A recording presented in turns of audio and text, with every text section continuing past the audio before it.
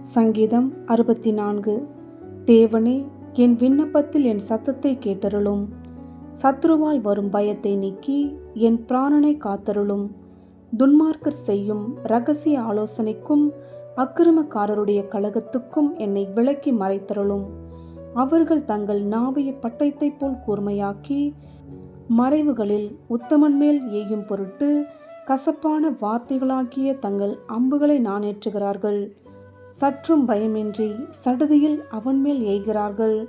அவர்கள் பொல்லாத காரியத்தில் தங்களை உறுதிப்படுத்தி கொண்டு மறைவான கண்ணிகளை வைக்க ஆலோசனை பண்ணி அவைகளை காண்பவன் யார் என்கிறார்கள்.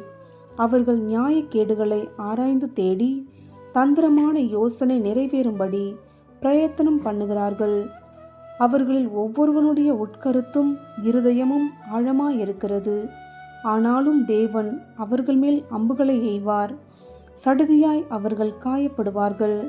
அவர்கள் தள்ளப்பட்டு கீழே விடும்படி அவர்கள் நாவுகளே அவர்களை கெடுக்கும்.